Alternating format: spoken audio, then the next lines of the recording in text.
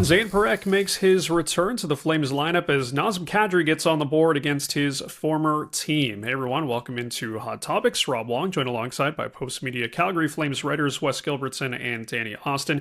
And guys, it's been a long time coming for Zayne Parekh. His return to NHL action as the rookie defenseman played just over 20 minutes in the 4-2 loss to the Maple Leafs. Danny, we even saw him out there at the end with the extra man. What did you make of Parekh's performance? Yeah, I think that the big story for me coming out of that game was that he was the defenseman tasked with being on the ice in 6-on-5 when the Flames needed a goal and were pushing to tie things up against the Leafs. Like in a game where I would argue the Flames probably on the balance, they said they deserved to win, and I'd agree. There were a couple of sort of egregious errors that led to Leafs goals, but they controlled the play. There is such a focus on Zayne Parekh. Like it seems that no matter what happens, if he eats a hot dog, there's probably a story on it from someone at this point. So how do I think he played? I think he looked comfortable out there. He didn't do anything spectacular. He didn't do anything that says, oh, hey, screams superstar to you. But he's 19, and there will come a point where we all have to just kind of let him play and let him go through the growing pains and learn. I think the big thing was he did not look particularly good or ready early in the season. I don't think you would leave yesterday's game saying that, and I think that that's enough. I think that that is with all the conversation surrounding him and swirling around him, no matter what happens. It's good that he just went out there and did look like an NHLer. And I that was my major takeaway. Great that he got the support. Great that he played at the end.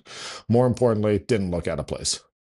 Yeah, I was struck by Zane's comment post game that it's amazing what a little bit of confidence can do, and I think that's what we saw. And obviously, that's confidence and momentum that he's brought forth from a record-setting performance at the World Juniors, from a four-game conditioning, stint with the Wranglers. But he looked like a guy who had a little bit more belief in his own abilities last night. The passes were crisp. He made a pass late in the game to Nazem Kadri kind of through a seam that I don't think Nazem Kadri realized was even coming. And that's the sort of puck skill that people were anticipating they'd see from Zayne Parekh, and the sort of puck skill, quite frankly, that will lead the Flames to be willing to live with some of the mistakes and maybe the defensive deficiencies or some of the defensive growing pains that are going to come with a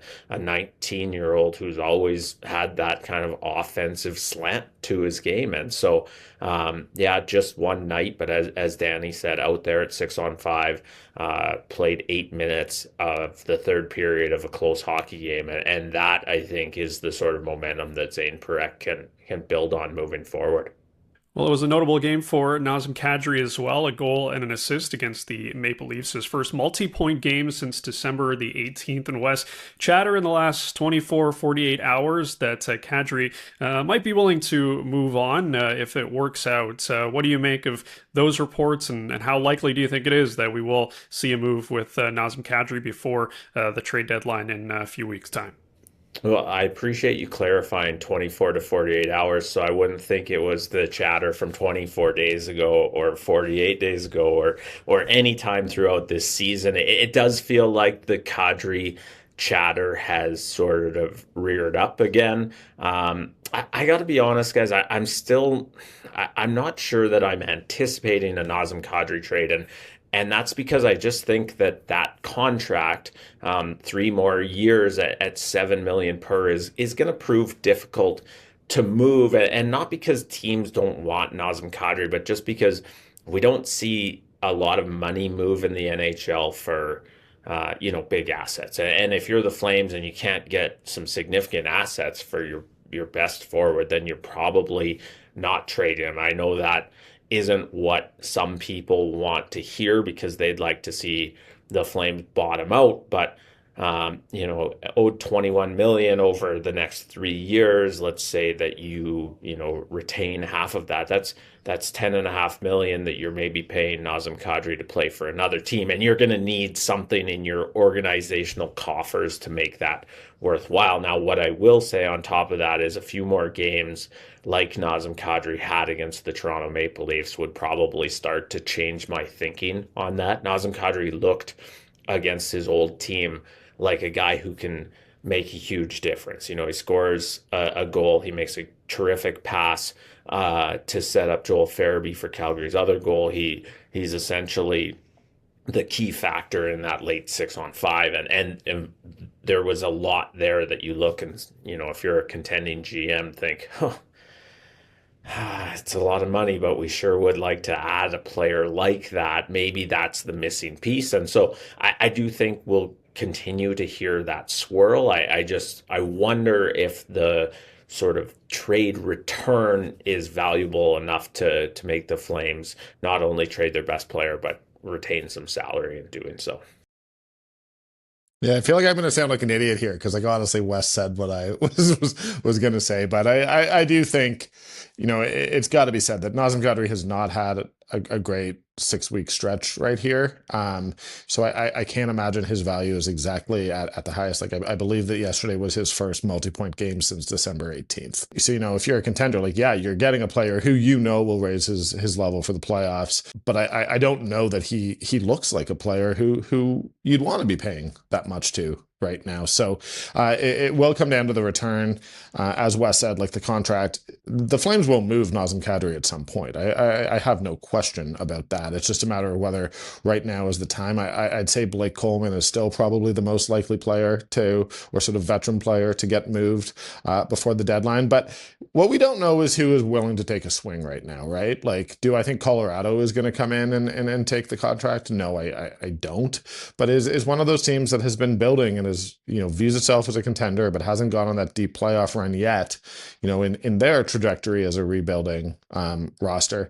Might one of them be willing to take Kadri on? That's why you save cap space to bring players like him in. So I don't think it's impossible, but as Wes said, and for all of the multiple reasons that he laid out far more articulately than I have, I doubt it happens.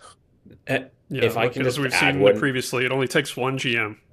Yeah, for sure. Let me just add one thing that the Flames have one retention slot remaining, and so everyone's gonna say, well, trade Kadri and Coleman, and maybe you can trade one of those players without that retention slot, but each NHL team has 3 retention spots available. Similar, I think Danny might only have 3 buttons on that shirt today, and so you can kind of think through it that way. And so, there's one button left, and Craig Conroy is going to have to decide whether to use that on Kadri or Coleman or who it might require.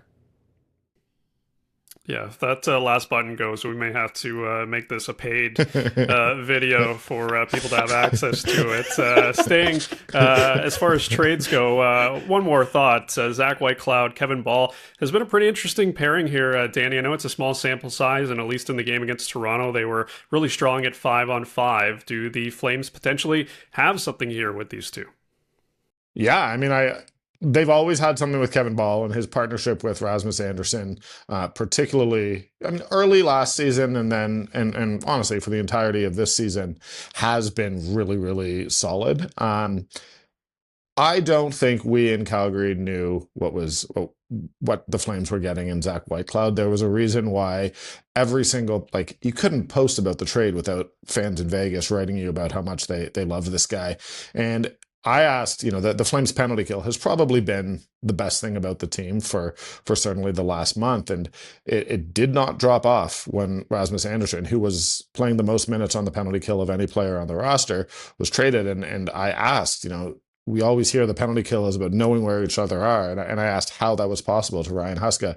And his answer was flat out, well, we got a really good penalty killer in return.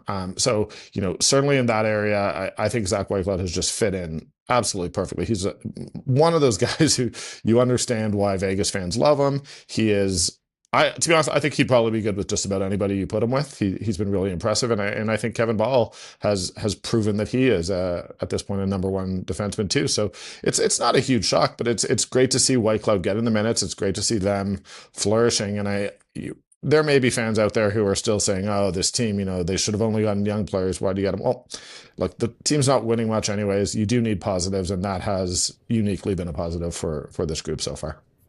Yeah, besides the offensive part, there hasn't been there hasn't been a lot of drop off. And that sounds silly to say, well, besides the offense, of course, the lowest scoring team in the NHL would love to have a guy contributing more from the back end. But for the sort of mold of player that Zach Whitecloud is, he's sort of stepped in seamlessly with Kevin Bahl and given this team a really strong shutdown pair. And then, we're going to talk moving into the future about whether there's going to be trade interest in him too, because he's signed to a relatively low price deal. He's got big game experience, and eventually the Flames will have to determine whether they're keeping Zach Whitecloud around. And if the answer is, well, probably not, it's because of what they can get for him and not because he hasn't been a really nice fit so far.